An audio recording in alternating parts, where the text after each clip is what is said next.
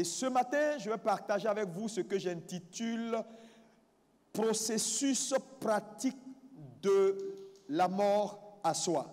Donc, processus pratique de la mort à soi.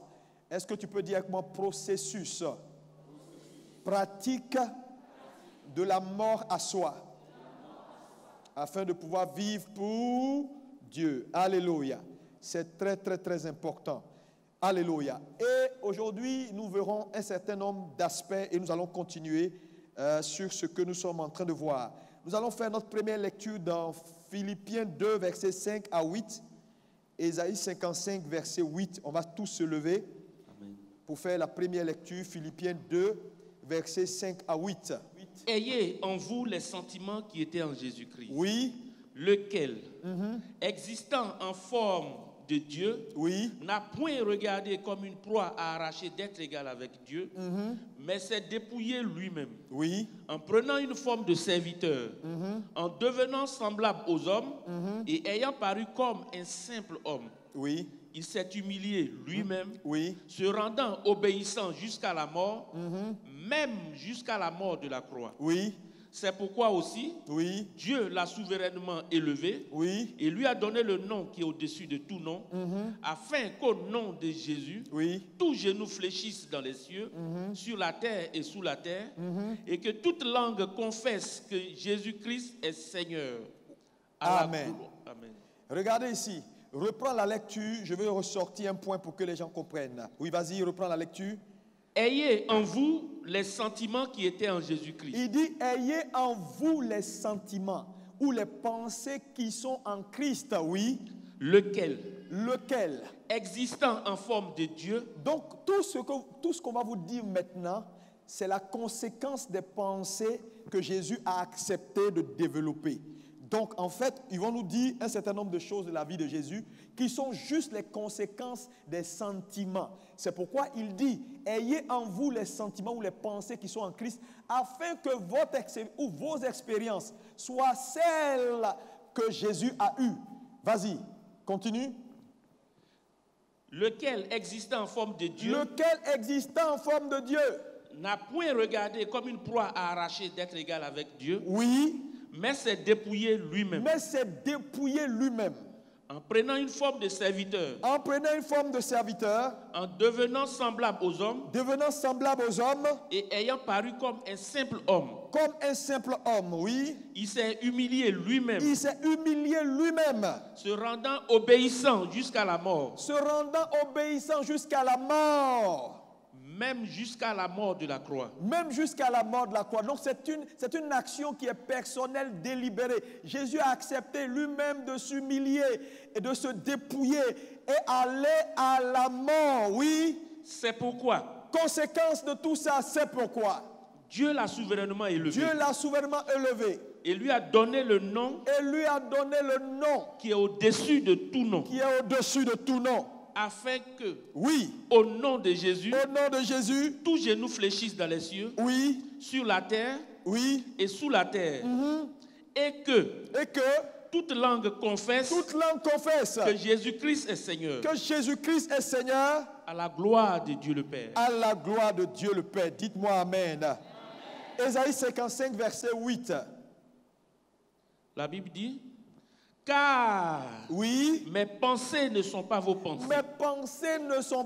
pensées. Et vos voix ne sont pas mes voix. Ça veut dire quoi? Quand les pensées d'un homme ne sont pas celles de Dieu, systématiquement ses voix seront différentes de celles de Dieu. Amen. Dites-moi Amen. Asseyez-vous, merci. Merci pour la parole de Dieu. Alléluia. Ce matin, je parle de processus pratique de la mort à soi, pour permettre à Christ de vivre au travers de nous. La première chose que je veux que tu puisses retenir, c'est que la vie d'un homme est caractérisée par un certain nombre d'éléments. Et ici, je vais vous citer 4 éléments importants qui caractérisent la vie d'un homme. Quand on dit un homme vit, ce sont ces 4 éléments-là qui font la vie de cet homme. Bien que vivre, c'est avoir le souffle, mais que vaut une vie qui a du souffle et qui ne manifeste pas ces 4 éléments. Le premier élément qui caractérise la vie d'un homme, c'est sa pensée.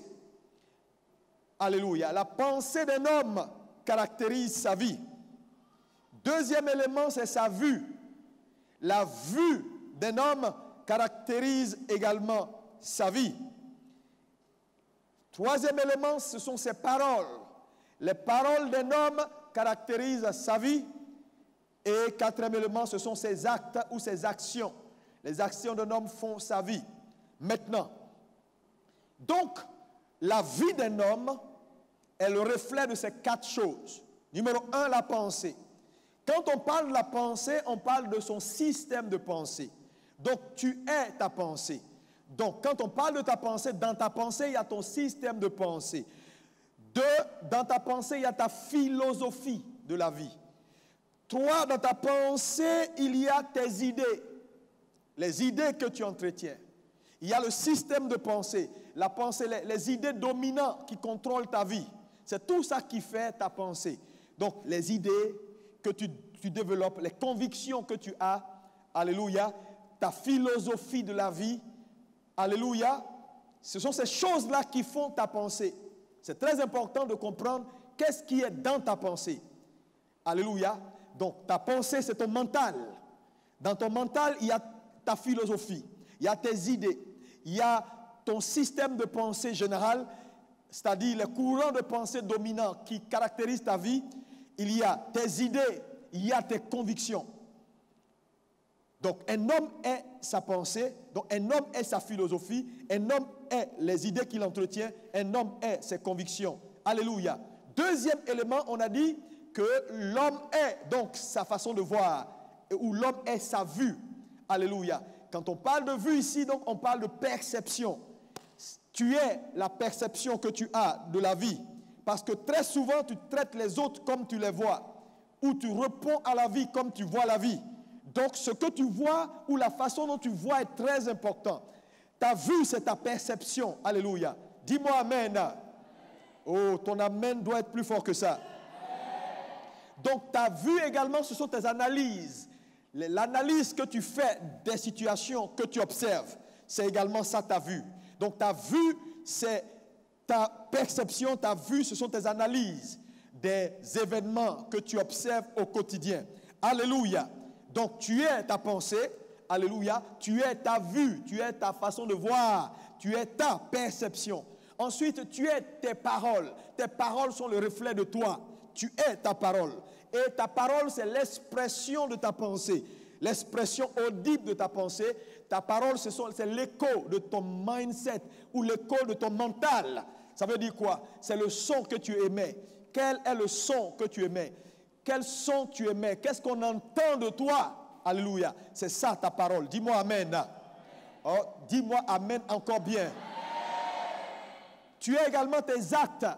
Alléluia. Tu es également tes actes ou tes actions. Quand on dit quelqu'un ses actes, quels sont tes actes? Tes actes, ce sont tes initiatives que tu prends au quotidien pour conduire ta vie, ou ce sont tes réactions à la vie.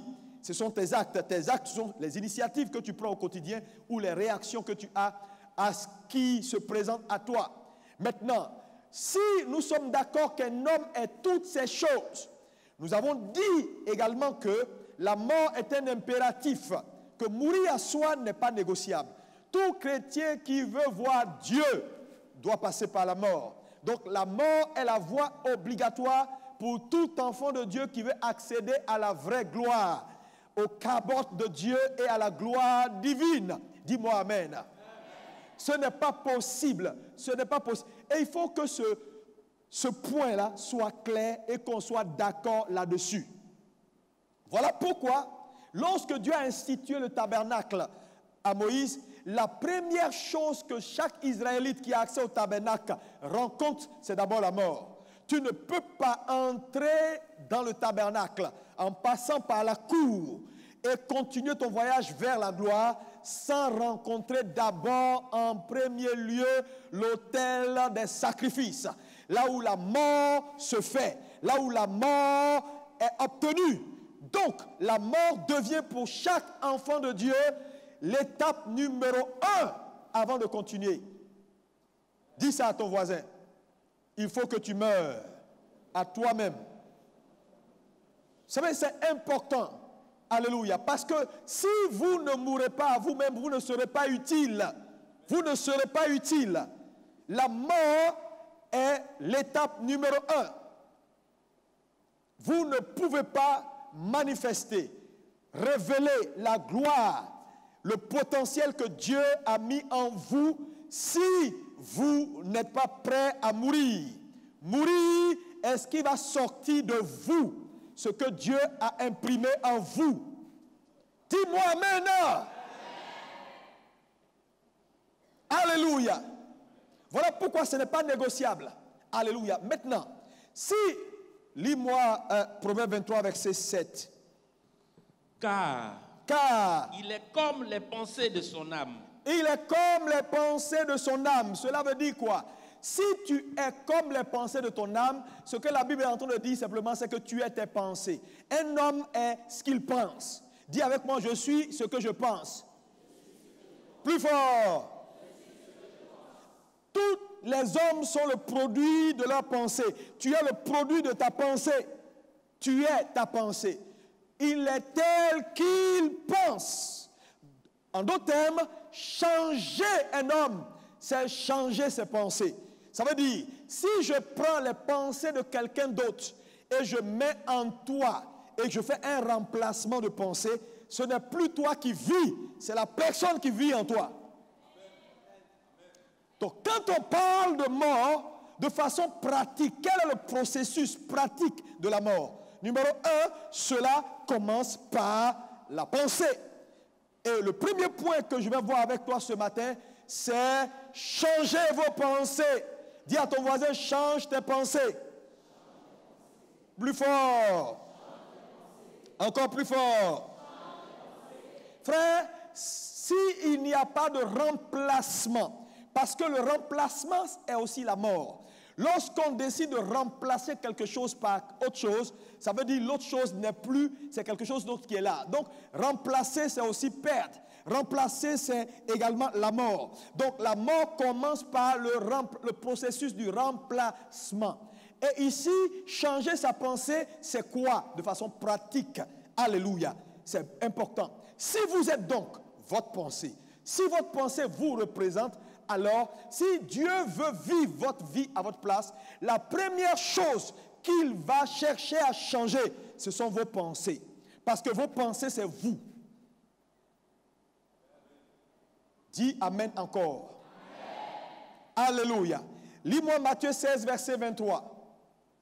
Jésus se tournant dit à Pierre, arrière de moi, Satan, oui. Tu mets en scandale, car tes pensées ne sont pas les pensées de Dieu, mais celles des hommes. De celles des hommes. Regardez, ici, il y a une scène qui est importante que nous savons tous. Jésus s'apprête à aller à la croix. Dites-moi Amen.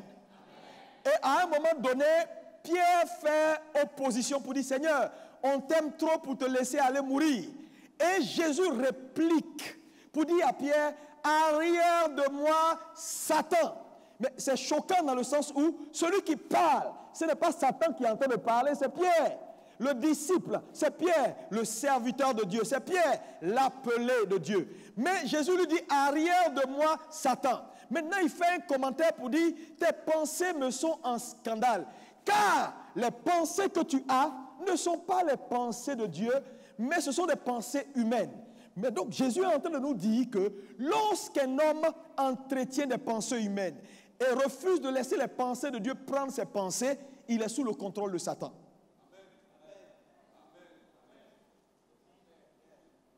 Parce qu'il ne dit pas plus tard que c'est Satan qui t'a parlé. Il dit non, les pensées que tu émets, le fait de vouloir que je n'aille pas à la croix est une proposition, est une pensée que tu émets, mais cette pensée-là, elle est humaine. Mais pourquoi elle est humaine? Mais si elle est humaine,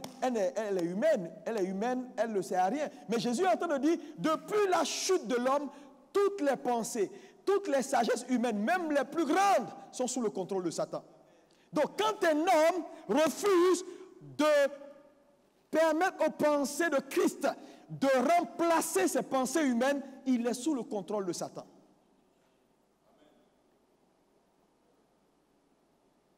donc ça devient sérieux. Alléluia. Ça devient sérieux parce qu'il dit, arrière de moi, Satan. Le problème ici, c'est quoi? Il ne faut pas mourir avec les pensées que tu as. Tu n'entreras pas au ciel. Parce que Jésus dira de toi, arrière de moi, Satan. Il va t'appeler Satan. Parce que toute pensée qui demeure humaine est sous contrôle de Satan. Voilà la vérité de la parole de Dieu. Que l'Église doit accepter, que malheureusement beaucoup de chrétiens ne comprennent pas. Ils pensent que, oui, mais c'est vrai, ce que j'ai dit là, où est le mal dedans? Oui, ce que j'ai dit là, où est-ce qu'il n'est pas bon dedans? Oui, frère, faites très attention aux pensées humaines. Pierre a émis une suggestion humaine.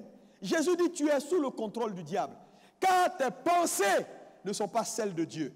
Frère, lorsque Dieu ne prend pas le contrôle d'une vie, dans les pensées, la vie prend une autre direction. C'est pourquoi il a dit, mes pensées ne sont pas au-dessus de vos pensées et vos voix sont différentes de mes voix. Et je l'ai dit, quand les pensées d'un homme diffèrent de celles de Dieu, ses voix vont différer de celles de Dieu. Et voilà pourquoi l'Église est ce qu'elle est. Parce qu'en réalité, il y a peu de gens qui sont prêts réellement à permettre aux pensées de Dieu de prendre la place. C'est pourquoi il dit, ayez en vous les sentiments qui sont en Christ. Chargez-vous des pensées qui étaient dans Christ. Christ avait des pensées. Revêtez-vous de ces pensées.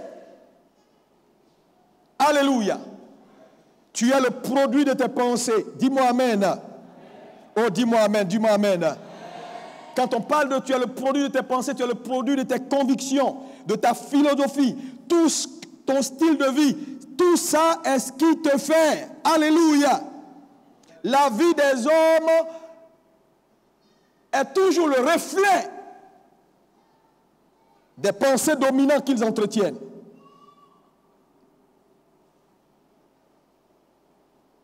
La vie prend toujours la direction de la pensée. Qu'importe ce qu'on peut faire pour toi, ta vie va toujours suivre ta pensée. Dis-moi amen. Ah oui? Ah oui? Ah oui, je te le dis de façon honnête, ta vie prendra toujours la direction de ta pensée. C'est pourquoi il faut permettre aux sentiments qui sont en Christ de prendre le contrôle et le dessus de nos vies. Dites-moi amen.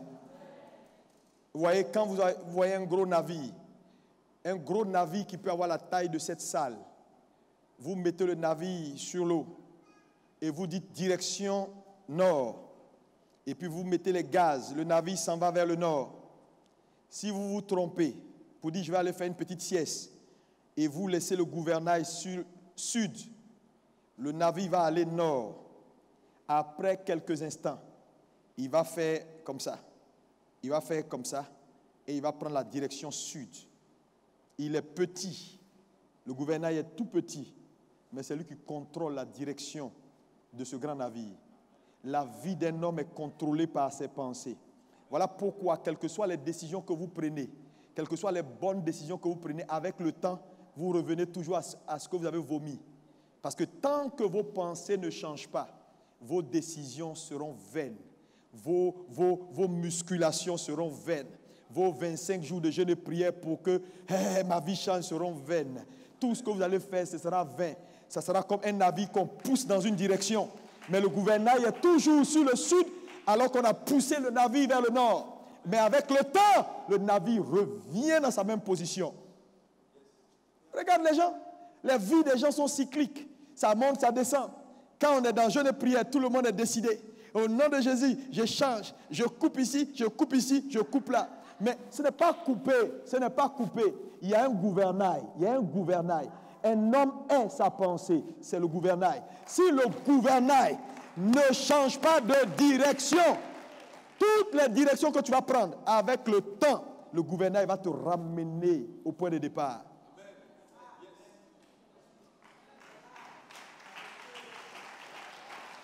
C'est pourquoi l'Église ne change pas beaucoup. Voilà pourquoi. Parce que vous savez, une pensée avec laquelle on grandit, ce n'est pas une affaire qu'on peut enlever demain matin comme ça. Non!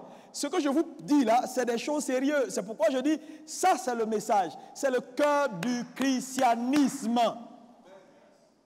Les gens ont grandi avec une façon de voir la vie.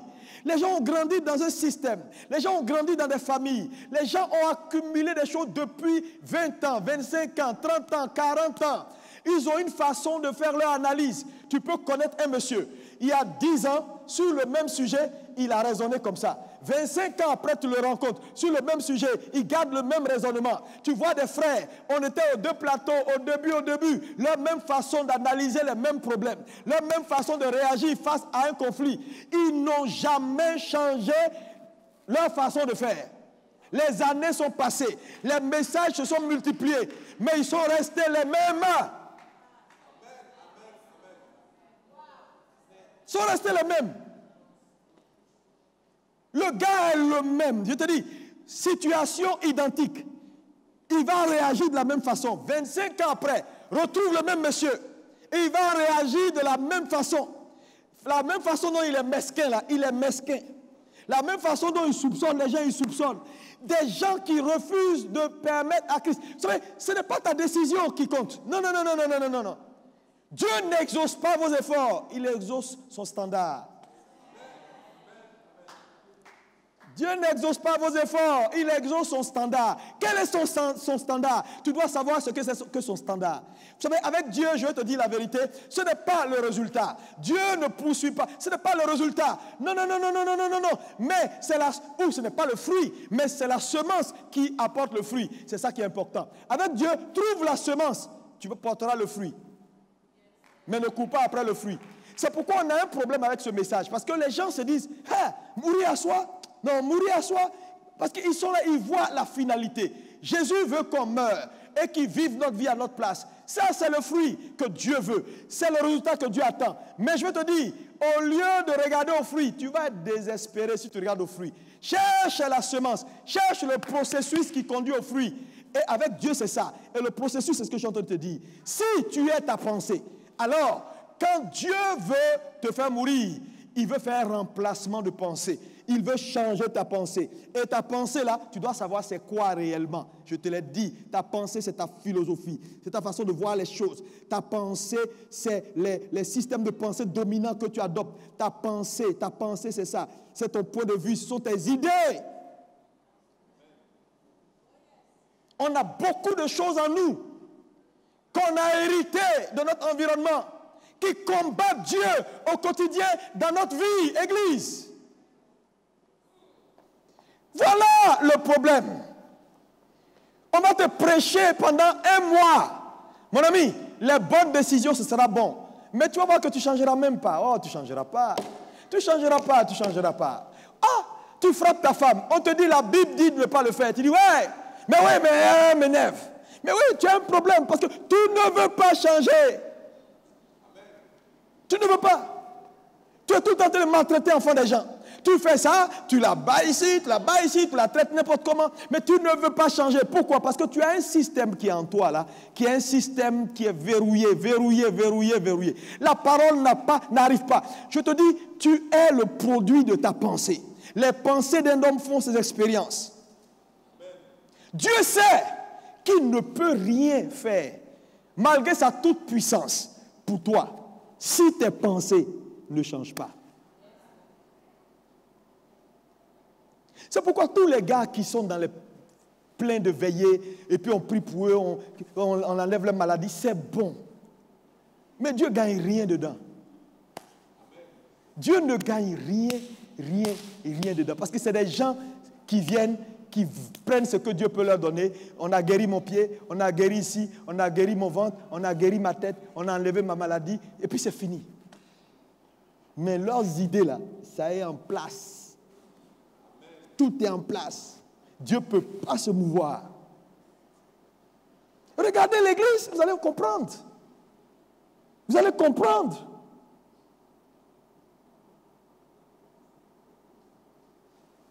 C'est un travail, hein? Ce que je suis en train de vous dire là, c'est un travail sérieux. Tu dois t'asseoir et laisser le Seigneur changer ta vie.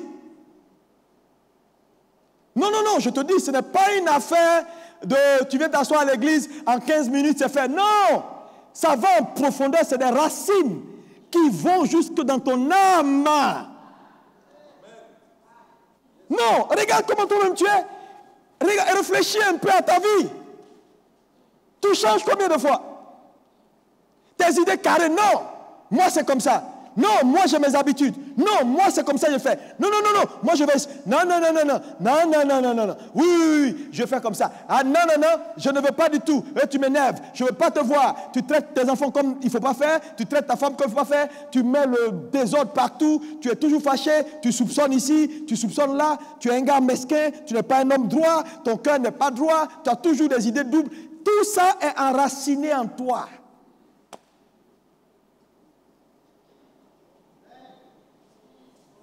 Si tu ne prends pas, Jésus, la Bible dit, il s'est humilié lui-même. C'est une affaire qui est délibérée et personnelle. C'est pourquoi ce matin, je dis, au-delà de tout, le christianisme, c'est devenir. C'est pas faire. Qu'est-ce que tu peux faire? Qu'est-ce que tu peux faire? Arrêtez de vous distraire. Allez à l'essentiel. Allez à l'essentiel. Sinon, vous allez rater le but. Et ratez le but. Dieu ne fera pas. Je dis, Dieu n'exauce pas vos efforts, il exauce ses standards. Dieu va vous court-circuiter. Il dit à Pierre, serviteur de Dieu, il dit à Pierre, pasteur, il dit, arrière de moi, Satan. Ça veut dire quoi? Si vos pensées ne changent pas, vous ne pouvez pas entrer au ciel. Parce que Dieu va te dire, arrière de moi, Satan. Parce qu'il dit, tout ce qui est humain est sous le contrôle de Satan. Les pensées de Pierre étaient humaines. Dieu a horreur des pensées humaines. Tout ce qui est humain n'accomplit pas les desseins de Dieu. Oh, quelqu'un me dit un bon amen encore. Dis, Seigneur, aide-moi ce matin. Encore plus fort, Seigneur, aide-moi ce matin.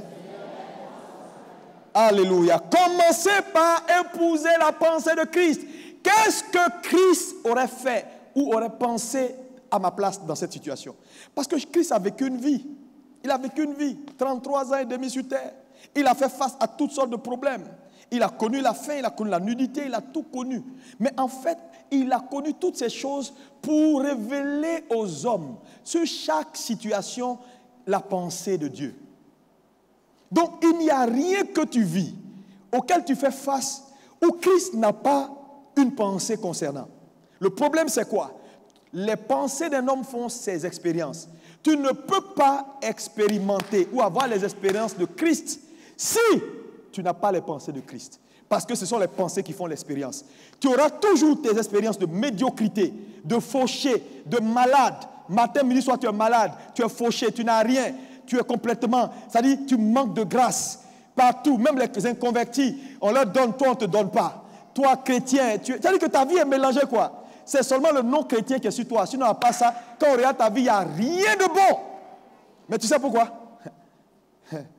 Parce qu'un homme expérimente ses pensées dominantes. Si tu épouses les pensées de Christ, tu auras les expériences de Christ.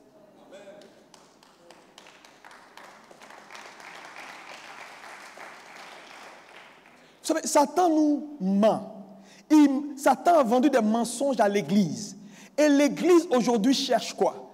Oh, priez pour moi, pasteur. Je vais avoir une maison. Priez, j'ai besoin de l'onction de Dieu pour aller de l'avant. Pasteur, j'ai besoin que tu m'impactes la grâce pour que ma vie aussi change. Pasteur, j'ai besoin de pasteur. Et je vais aller faire 45 jours de jeûne et prière. Et puis quand j'ai fait les 45 jours, Dieu va agir dans tous les sens. Oui, frère, je te dis la vérité. Tu vas avoir des avancées. Mais comme le grand bateau qui a été propulsé vers le nord, mais dont le gouvernail est resté sur le sud.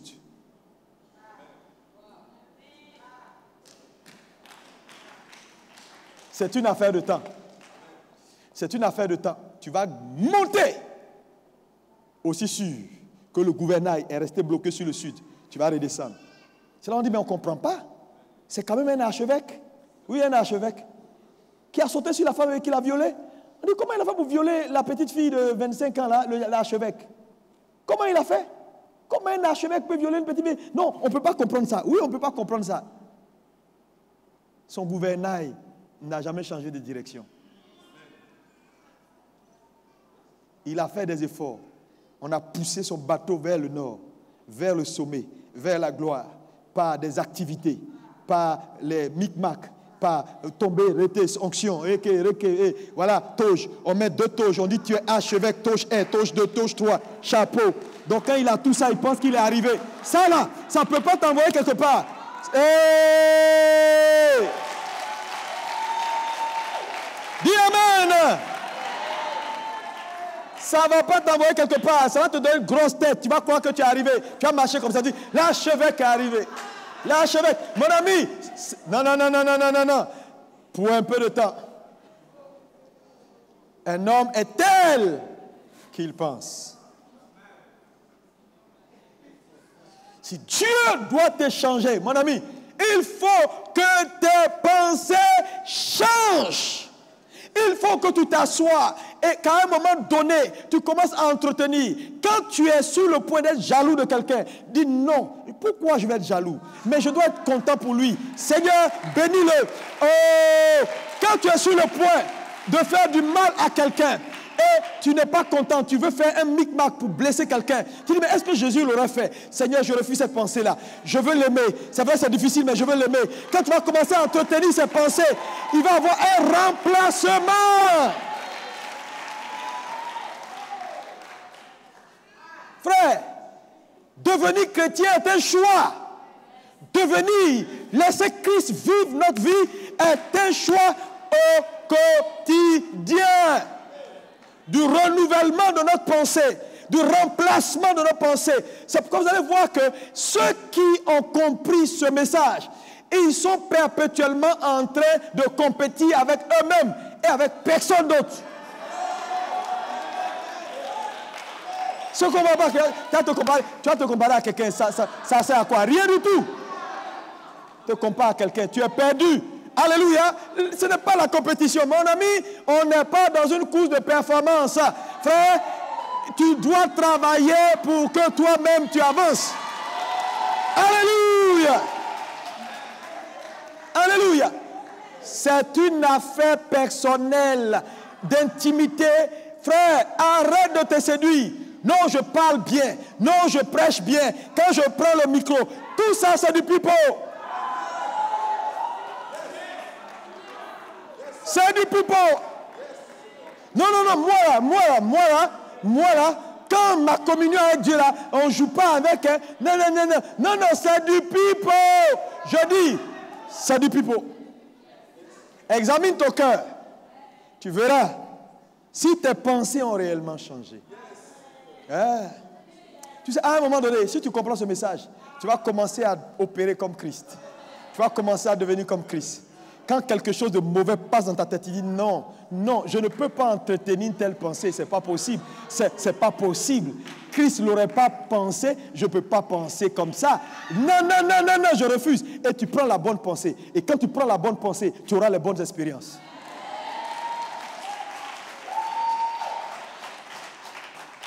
C'est ça la transformation, c'est ça l'église, c'est ça le christianisme. Frère, si toute l'église... Mais regardez, est-ce que vous savez que... Prenez 4 pasteurs, 4 frères en Christ dans l'église. Il y a un qui a son foyer qui marche correctement. Il y a l'autre, son foyer ne marche pas bien. Il y a l'autre, il frappe sa femme. Il y a l'autre, c'est comme ça. Comment vous pouvez expliquer que 4 chrétiens exposés à la même parole, ayant le même Seigneur, ont des foyers différents? Alors que si nous sommes d'accord que nous tous... Nous sommes soumis à Christ et que désormais les pensées de Christ sont nos pensées, alors normalement, les 4 frères là, dans leur maison, ça doit être la même façon d'agir. D'où vient qu'il y a un de sa maison là, c'est devant, derrière, en haut, en bas. Quelque part, la pensée de Dieu n'est pas en action. Oui, quelque part, la pensée de Dieu n'est pas là. Mais je vous dis, c'est une affaire, tu ne le diras pas devant Dieu et de façon expresse. Je ne veux pas de toi, Seigneur, je m'en fous de tes pensées. Non, mais par tes œuvres, par tes actions, tu révèles que tu as rejeté la pensée de Christ. Frère, je veux te dire, quand quelque chose n'est pas bien, il faut arrêter. Il faut te dire que non, je ne peux pas continuer à maltraiter enfants des gens. Je ne peux pas. Cette dame-là, je dis, c'est la façon dont tu vois les gens, c'est comme ça que tu les traites. Mais non, cette sœur-là, il faut que je la traite bien. Il faut que je l'aide à arriver à bon port. La Bible dit, Christ a aimé l'Église, qu'il a donné sa vie pour l'Église. Mais attendez, d'où vient que toi tu es un mari? Tu es un mari, tu es un mari. Tu ne peux pas donner ta vie pour ta femme. Tu as quelle pensée? Tu es un démon.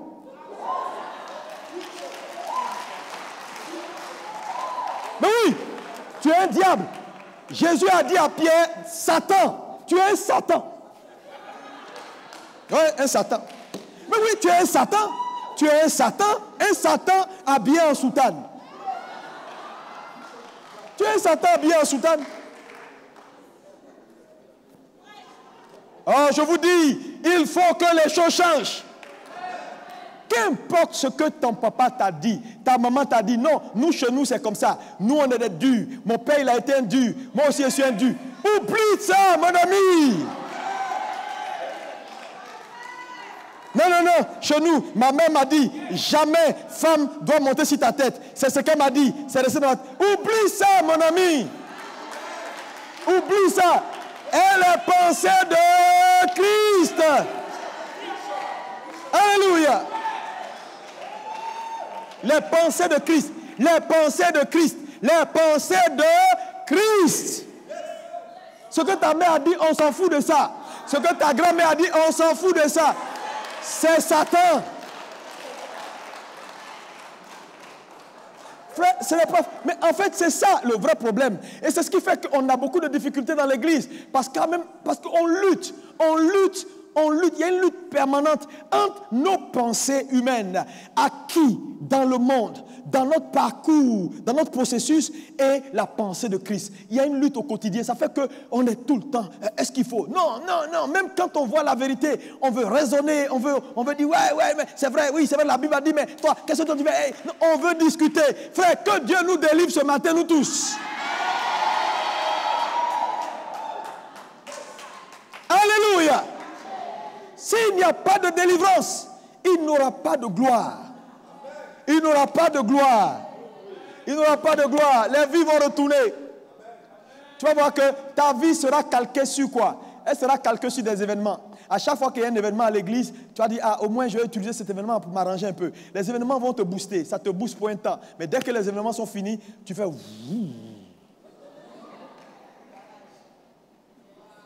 C'est la puissance du gouvernail. C'est ce qu'on appelle la puissance du gouvernail, la puissance de la pensée. La pensée a la capacité de te récupérer au sommet pour te faire redescendre même derrière la boue. Parce qu'en réalité, c'est ce que tu es. Et ce que tu es finit toujours par prendre le dessus. Et je comprends pourquoi Dieu insiste. Il insiste, tu ne peux pas changer un homme. Frère, un homme qui a des mauvaises pensées, un homme qui a toujours des pensées qui sont contraires à la parole de Dieu, on ne peut pas changer cet homme-là par des prières de délivrance. Au nom de Jésus, au nom de Jésus. Non, non, non, non, non, non. Il faut le faire à soi et puis changer ça. Ce n'est pas prière qui change la façon dont un homme pense. C'est pourquoi il y a des gens qui sont suspicieux, qui sont carrés. Tu ne peux pas tenir un raisonnement cohérent avec eux. Ils vont dévier ici, ils vont dévier ici. Ils vont dire, tu voulais dire quoi? Tu veux penser quoi? C'est-à-dire qu'ils ont un système de pensée déformé. Mais ceux-là, Dieu ne peut même pas les utiliser. C'est pourquoi même, quelle que soit l'onction qu'ils manifestent, ils n'ont pas de plateforme. Dieu, parce que ça ne marche pas. Tu te mets avec la dame. Ça va? J'espère que ça va bien. Attends, tu m'as convoqué pourquoi? Tu veux me dire quoi? Non, Dieu m'a mis à cœur de te faire une offrande. Ah non, tu veux dire que je suis pauvre, quoi? Non, mais attends, pourquoi tes idées vont là-bas?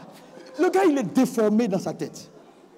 On ne peut pas discuter avec la personne. Tu fais une remarque à la personne personne pense que tu veux détruire son ministère. C'est-à-dire, c'est des gens carrés, des gens qui sont tout le temps dans leurs idées, leur façon de voir, leur façon de faire. Même quand c'est droit, ils voient ça contraire. En fait, c'est son process qui est comme ça. Parce que ta pensée détermine ton système, ton process. Comment tu processes les informations? Comment tu processes? C'est le process qui détermine le résultat. Comment? Tu ne changes pas. Tu ne changes pas. Regarde même ton style de vie. Regarde même comment tu es devenu. Il y a 30 ans, 40 ans, regarde comment tu es devenu. Quand on te voit, on dirait que tu as 70 ans. Tout ça, c'est un système de pensée. Regarde comment tu gères ta maison. Regarde comment tu gères ton quotidien. Tout ce qu'on t'enseigne là, ça rentre ici, ça sort ici. Tu appliques ça une semaine. La semaine qui suit, tu reviens à tes amours.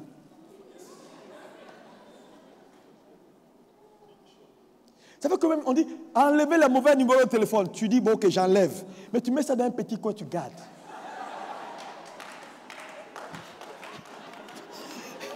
Parce que tu sais que tu vas revenir.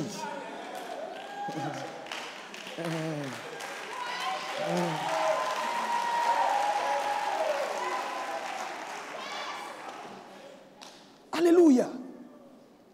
Alléluia. Tu sais, il y a des décisions à prendre. Non, non, non, je vous dis, les mauvaises habitudes.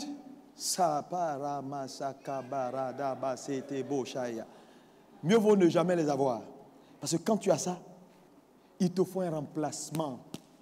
Mais un travail drastique. Sinon, tu vas voir que tu as les mêmes réflexes. Si tu veux, essaie de retourner en arrière, puis regarde un peu quelques vidéos que tu as eues il y a 10 ans. Et puis les points de vue que tu as développés il y a 10 ans. Et puis regarde ce que tu développes aujourd'hui. Et puis fais la différence, tu verras. Que Dieu n'arrive pas à te transformer. C'est pourquoi tes résultats restent les mêmes. Les quelques avancées là, c'est quelqu'un qui a forcé, qui t'a donné. Mais ce n'est vraiment pas des miracles.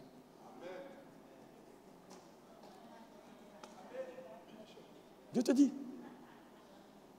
Souvent Dieu fait ça même pour t'amener à la repentance. Parce qu'on dit les bienfaits de Dieu, là, souvent c'est pour que tu réfléchisses, pour dire, ah, il faut que je change. Donc ne voyez pas certains biens que Dieu vous fait là, comme s'il vous approuve. Certains biens, c'est parce qu'il veut juste que tu réfléchisses. Ce n'est pas de l'approbation. Pas de l'approbation. Tu restes comme ça, mon ami, tu meurs dans ça là, tu es foutu. Tu es foutu, on va aller te blaguer à ton funérail pour rien. Le frère, il était gentil. Il venait à l'église. Il dirigeait 5 cultes, 20 cultes, 45 cultes. Il faisait ça. Mais est-ce que c'est ça là Dieu mange? Frère, que Dieu nous aide pour que nous puissions être transformés réellement au nom de Jésus. Dis-moi encore un bon amen. Amen. Encore un bon amen. Amen. N'oubliez jamais ceci.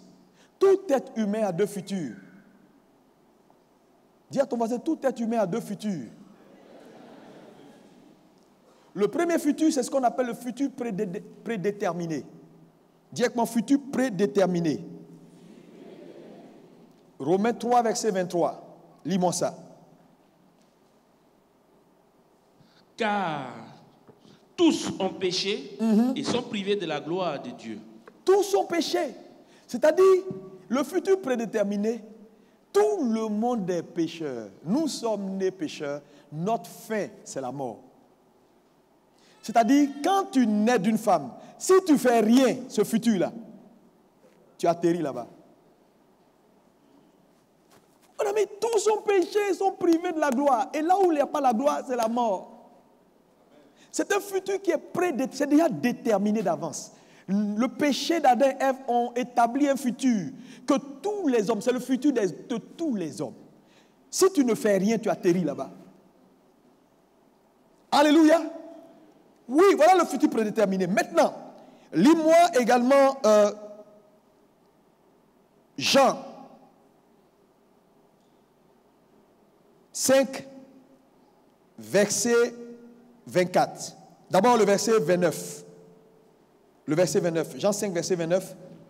Écoutez bien la parole de Dieu. Ceux qui auront fait le bien ressusciteront pour la vie. Oui. Mais ceux qui auront fait le mal ressusciteront pour le jugement. Regardez, ceux qui auront fait le mal ressusciteront pour le jugement. Ceux qui ont fait le mal ressuscitent pourquoi? Ressuscitent pourquoi? Lis-moi le verset 24 de Jean 5. En vérité, je vous le dis. Oui. Celui qui écoute ma parole. Qui écoute la parole. Et qui croit à celui qui m'a envoyé. Oui. À la vie éternelle. Et ne vient point en jugement. Et il ne vient point en jugement. Donc, la première remarque que je veux te faire ici, c'est quoi? C'est que Le jugement appartient à ceux qui refusent d'écouter la parole et de faire ce que Dieu leur demande. On dit ceux qui décident d'écouter Dieu et de permettre à Dieu de les transformer, ils ont la vie éternelle et ils ne viennent point en jugement. En jugement. Donc le jugement n'est pas pour les chrétiens. Le jugement, c'est pour les inconvertis. Le jugement, c'est pour ceux qui vont refuser la parole de Dieu. Dis-moi amen. Maintenant, lis-moi Hébreux 9, verset 27. Et comme il est réservé aux hommes de mourir une seule fois, après quoi vient le jugement. On dit comme il est réservé aux hommes de mourir une seule fois, après quoi vient le jugement. Ce verset-là, quand on a toujours lu ce verset, on l'a toujours rapporté à tous les hommes. Il est réservé aux hommes de mourir une seule fois, après quoi vient le jugement. Mais la Bible nous révèle qu'en réalité, ce verset-là ne s'adresse pas à tous les hommes, dans le sens où les chrétiens ne vont pas au jugement. Donc, quand tu lis bien le verset et que tu comprends, tu te rends compte que il est réservé aux hommes de mourir une seule fois, après quoi vient le jugement, est un verset qui s'adresse uniquement aux païens et ceux qui vont refuser Jésus. Parce qu'on a dit, celui qui croit et qui accepte de faire ce que Dieu demande, il a la vie éternelle et il ne vient plus au jugement. Donc, il n'y a pas de jugement, il n'y a plus de jugement pour ceux qui acceptent le Seigneur. Donc, le jugement reste pour ceux qui n'ont pas accepté le Seigneur ou ceux qui vont décider de ne pas faire la volonté de Dieu. Maintenant, un fait important que je veux que tu regardes dans le verset, c'est que la Bible dit, il est réservé aux hommes de mourir une seule fois. Donc, le mot une seule fois nous révèle qu'en réalité, ce verset, c'est pour les païens. Parce qu'en réalité, le véritable enfant de Dieu qui accepte d'écouter Dieu meurt deux fois. Parce que nous mourrons maintenant pour éviter la mort éternelle. Nous mourons maintenant pour éviter le jugement. Mais celui qui refuse d'accepter la parole de Dieu est celui qui refuse de mourir maintenant, donc il meurt une seule fois.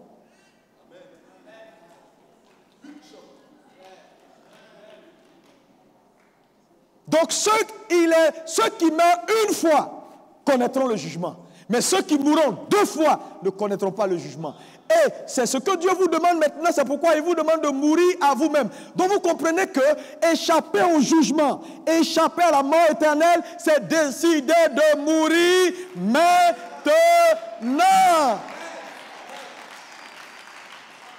Si vous ne permettez pas à Dieu de mettre cette nature de pécheur à mort, frère, vous allez connaître la seconde mort et la mort éternelle.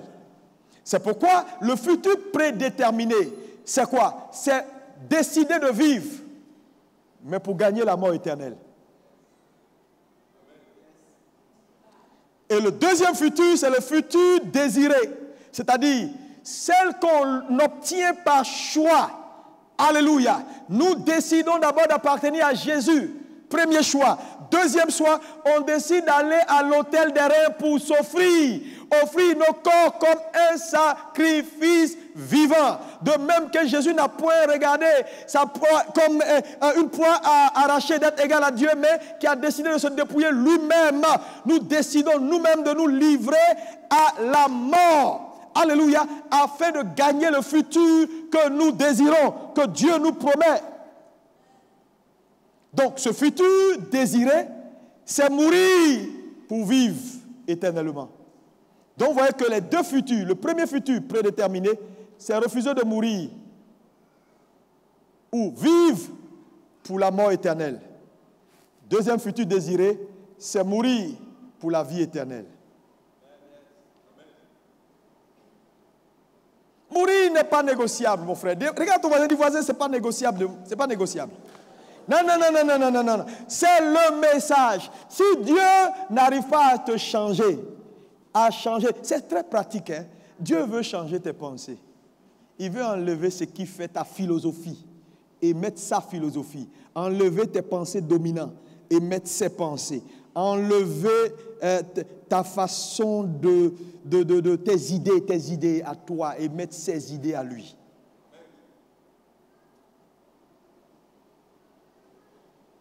Christ, notre vie. Quand Christ, notre vie, paraîtra, alors nous serons comme lui dans la gloire. Christ, notre vie. Quelqu'un peut me dire un bon amen. Alléluia. Le futur désiré est un futur que nous décidons d'avoir en faisant le choix de faire le remplacement de nos pensées par celles de Christ. Alléluia. Dieu exauce ses standards par nos efforts. Alléluia. Focalisez-vous non sur le résultat, mais sur le processus. Mourir à soi, c'est laisser Christ vivre votre vie et porter en vous les fruits de l'esprit. Alléluia. C'est laisser Dieu vous transformer. C'est laisser Dieu reformater votre disque dur. C'est laisser Dieu renouveler tout en vous.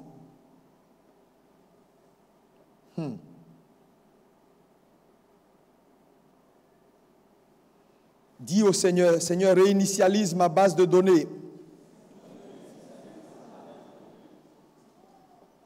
Non, c'est comme un téléphone.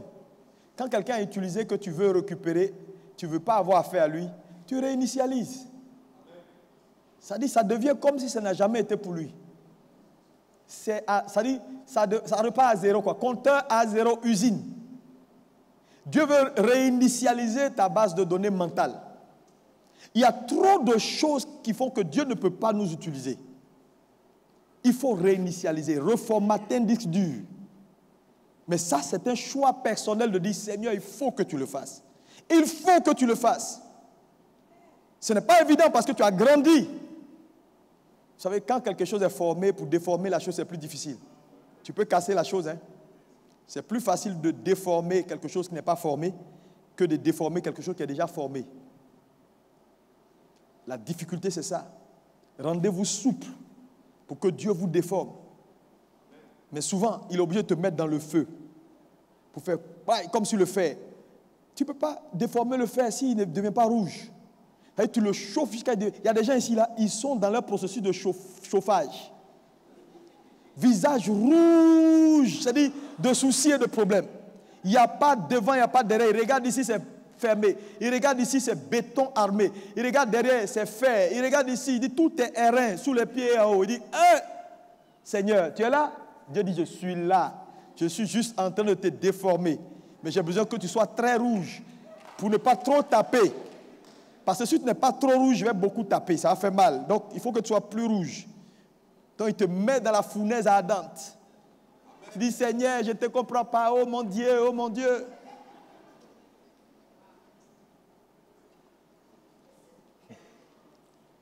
C'est la seule voie. C'est là. Moi, je l'ai compris. C'est pourquoi maintenant, je ne lutte plus trop avec Dieu sur ce côté-là. Je sais que c'est la voie et qu'on doit y arriver. Donc, je suis conscient. Même si je ne suis pas encore arrivé à là, au moins, je suis conscient que là-bas, c'est ma destination. C'est plus honnête. Et je travaille pour. C'est-à-dire, c'est mieux de savoir où tu vas que de ne même pas savoir où tu vas. Mais oui! Est-ce que quelqu'un peut acclamer Jésus-Christ de Nazareth?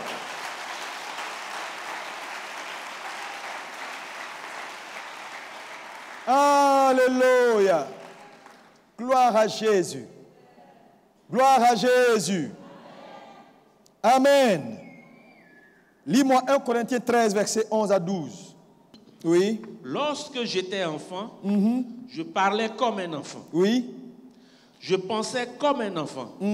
Je raisonnais comme un enfant. Oui. Lorsque je suis devenu homme, j'ai fait disparaître ce qui était de l'enfant. Aujourd'hui, merci. On va s'arrêter là. Il dit, lorsque j'étais enfant, je parlais comme un enfant, je raisonnais comme un enfant, ainsi de suite. Mais lorsque je suis devenu adulte ou homme, j'ai fait disparaître. Première leçon que le verset nous donne ici, c'est que quoi? La pensée d'un homme ne change pas proportionnellement au nombre d'années qu'il passe dans une église. Ce n'est pas parce que je suis dans l'église, j'avais 10 ans et je suis converti, qu'automatiquement, parce que j'ai 10 ans dans l'église, toutes mes pensées ont changé, je suis devenu quelqu'un de nouveau. Non! Non, ce n'est pas le nombre d'années passées dans la présence de Dieu, dans l'église qui change tes pensées. C'est un choix délibéré. On n'est pas là comme ça et puis on change un coup. Parce qu'il y a des gens qui disent, oui, avec le temps, ça va descendre à moi comme ça et puis il a changé. C'est faux. Tu décides. Ça, c'est le premier point. Deuxième chose, il dit, mais lorsque je suis devenu homme, frère, ça veut dire avant il n'était pas homme. Le mot homme ici, là, il ne faut pas voir ça en termes d'humain. On peut interpréter en termes d'humain, d'adulte. Mais il dit, lorsque je suis devenu homme, quand Dieu a fait la création, il dit, faisons l'homme à notre image. Donc, l'homme, quand on dit homme, l'homme, c'est l'être selon l'expression première de la volonté de Dieu. Donc, on devient homme quand on prend conscience de la volonté de Dieu et on entre dans la volonté de Dieu, on devient un homme. Tous ceux qui ne sont pas dans la volonté de Dieu ne sont pas des hommes. Les hommes sont ceux qui acceptent d'entrer dans la volonté de Dieu de façon consciente. Il dit, lorsque je suis devenu un homme, ça veut dire quoi? Quand j'ai décidé de prendre ma place et de faire ce que Dieu me demande, c'est ça, il dit, quand je suis devenu un homme.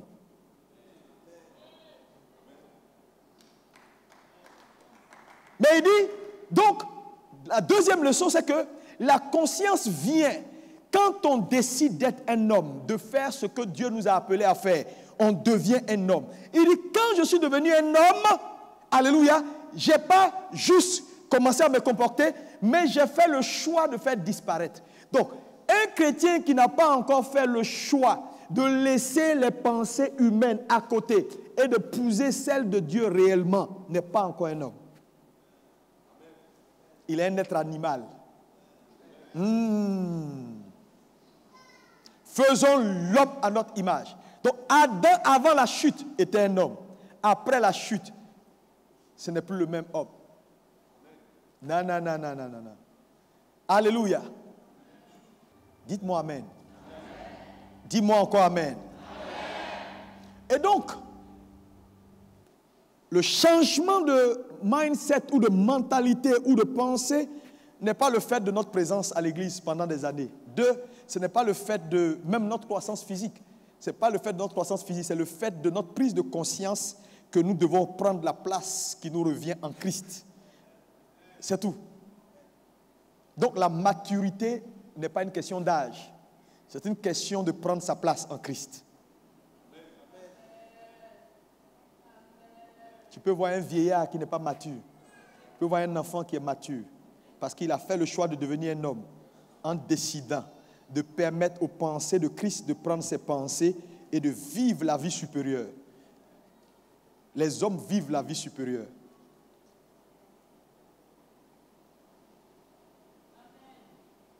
Quelqu'un ne dit pas bien amen. Frère, ce message est le message. C'est pourquoi il faut arrêter de vous fatiguer. Parce que vous savez, souvent les gens viennent me voir, pasteur, mais il faut, moi mon problème là, en fait, mon problème c'est un esprit. Parce que là, je décide, mais après, ça revient, après je sens, après je vais ici, après je suis attiré vers les péchés, après, non, c'est pas, je te dis, c'est pas un problème. Le problème, les gens ont mal expliqué la délivrance à l'église.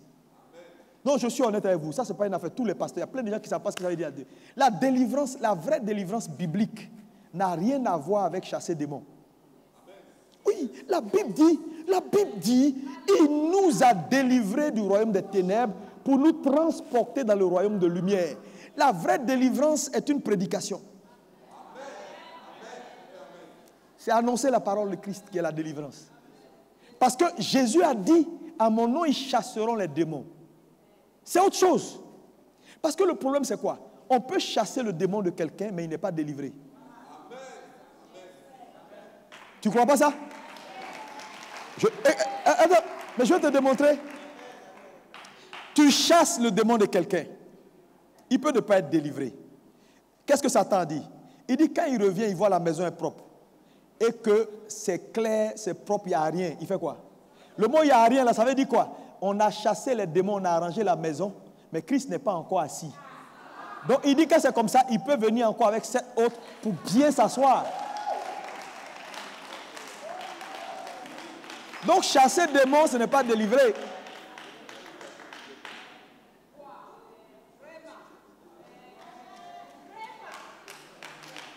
Alléluia. C'est pourquoi la vraie délivrance, frère, c'est de faire... Alors que là, nous sommes en train de prêcher la délivrance. Si Christ a pris la place en toi, quel démon! Quel démon! Dis à ton voisin, il n'est pas né. Est-ce qu'on peut acclamer Jésus? Alléluia!